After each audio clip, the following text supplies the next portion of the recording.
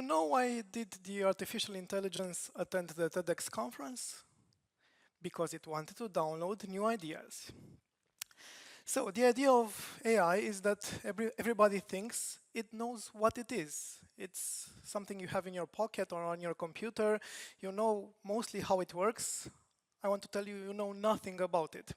Artificial intelligence is stored somewhere, everywhere actually, in high-power computing clusters where it works based on magic. Tech magic. They don't really actually understand how it works because it has surpassed the idea of programmers and just software. You can adjust its temperature, you can make it hallucinate, you can ask it to dream about dreams people have never dreamt about, and it can create anything from the recipe for a napalm bomb to the next novel that will win a prize. But I'm not trying to teach you about the technology behind AI because I'm no coder. I'm actually to tell you about how AI is going to rewrite our future. So the idea was 1.5 years ago when I started researching artificial intelligence. I noticed that things were changing and people were changing. So one day I had a client barge into my office and shouting very angrily, red-faced, I want to sue the algorithm. All right, I said, calm down. Who's the defendant? I don't know, I don't care, the algorithm. Okay, where should we send the summons, the citație? To a server in Silicon Valley, perhaps? I don't care, I want justice. I have been discriminated. So, at that moment, I understood two things. One, that law school hadn't prepared me for this. And two, that the future came barging in my office, wearing a wrinkled suit and demanding he wanted justice. So I did what any good lawyer does. I asked for a higher fee and started researching. So the idea of limitless evokes a world without boundaries. So what does it truly mean to be limitless in the age of AI? So can you imagine your Tony Stark from the Marvel comics or movies? You know, he has Jarvis, the flying AI suit. But instead of the iron suit, you have an AI tool, an AI assistant in your pocket that can do complex mathematical, physical, engineering problems in mere seconds. It can pick your outfit for the day. I know my wife does this every day. It can also predict trends and it can help you make investments on the stock market. It can also find out that mămăligă and sarmale recipe your grandma used to make. That's what it means to be truly limitless in the age of AI. So, I would like to do a little experiment with you. Who here has used an AI tool like ChatGPT, Gemini, or Siri? Put your hand up. Okay, a lot of hands, good, good. And from all out of you, have you used these AI tools to, let's say, write a love text to the significant other, or maybe do your work or write your curriculum vitae? Again, hands up. Okay, first of all, good for you. Secondly, how did it work? Did you get a second date? Did you do well in your job? I guess you did. Wonderful. So, when talking about AI, I'm talking about the monkey revolution in everything, especially in law. I used to spend hours upon hours researching papers, looking up articles, reading laws, writing emails to judges, receiving emails from my clients and answering them, standing in line to pay taxes, and all tedious, anything that makes you kill yourself actually, for waiting in line for stuff like that. And then AI came. Now with my AI assistant, I can write pages of briefs. I can do anything my intern used to do in just seconds. I had spent 12 years of school and high school, 4 years of college, 2 years of internship, 2 years in superior school, and then I was no different from a scribe from ancient Egypt. Oh, I've seen my life flashing before my eyes.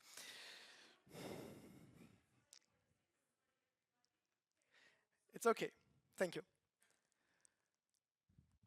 The other way around.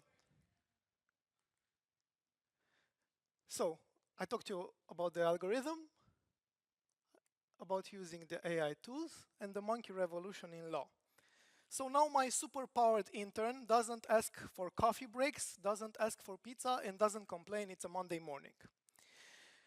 Time freed, creativity amplified. So what to do with all this time?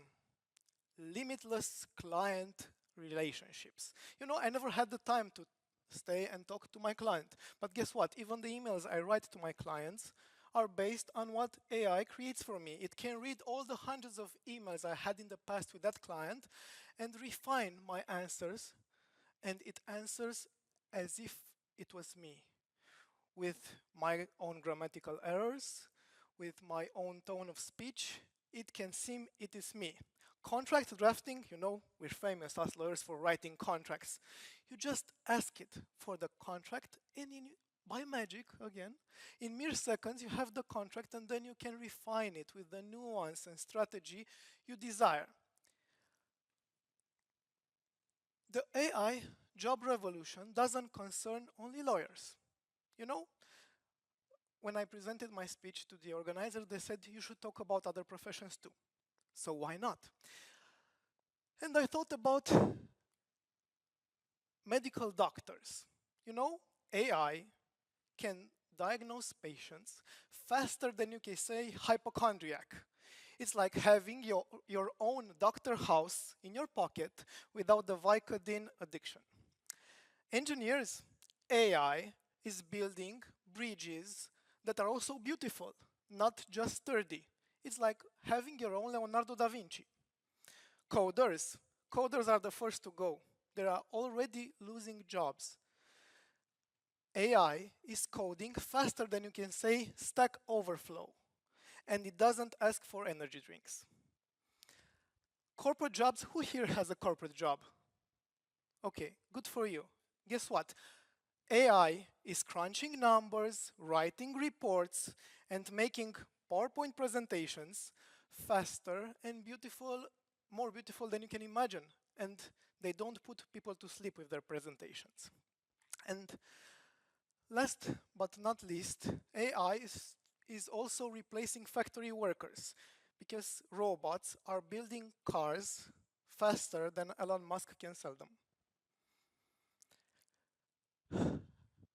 I'm sorry, I'm a little bit nervous.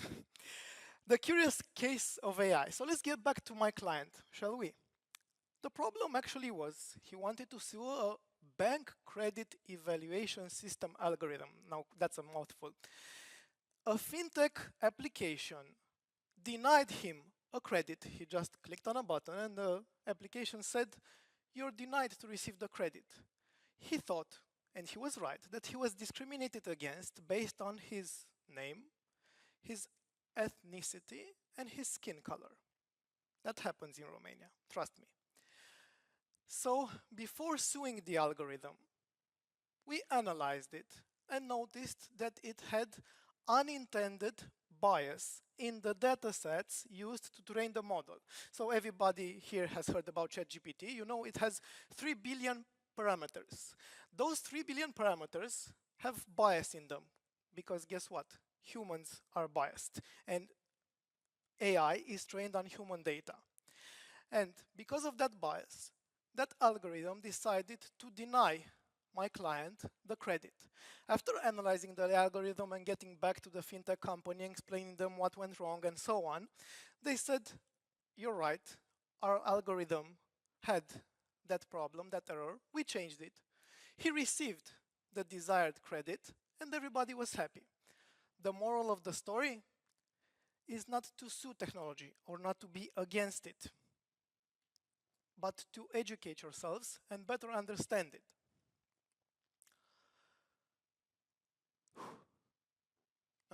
the other way around again.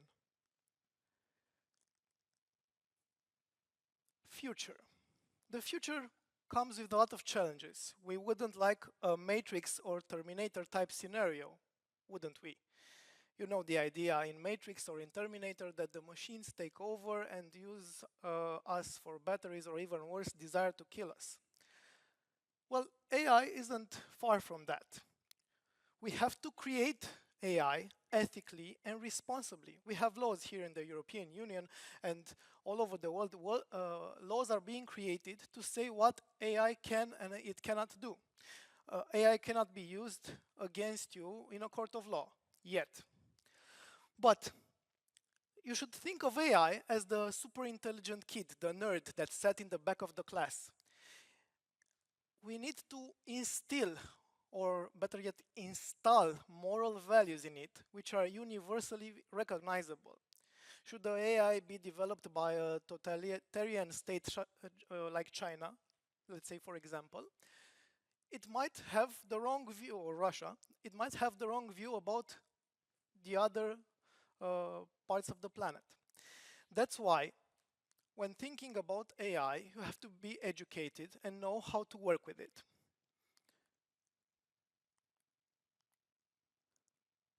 Last but not least, I would like to do another experiment with you before my conclusion.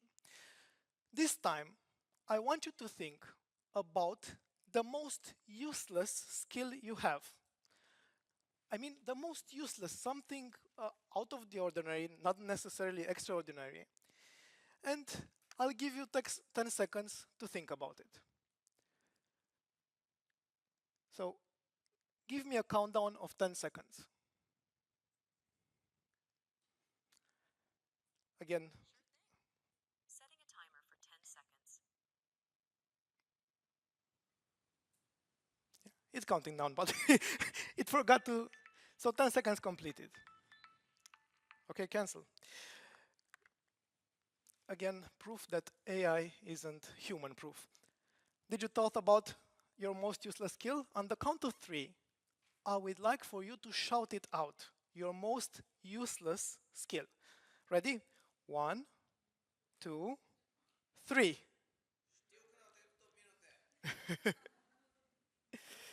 Okay. The idea was that your most useless skill is what makes the difference between humans and AI.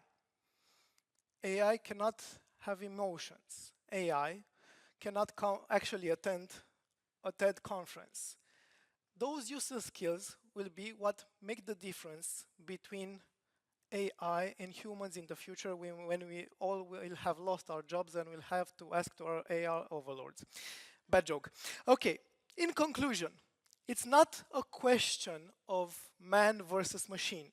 It's a question of man plus machine. You know, AI can do the complex steps in a dance, but we still choose the song and the rhythm. So, if you ask me truly if I am worried that AI will take my job as a lawyer, no, never. You know why? Because there is another thing that is limitless: human stupidity. And there will always be a need for a human lawyer. And for that, I thank you for listening to me. Have a limitless day.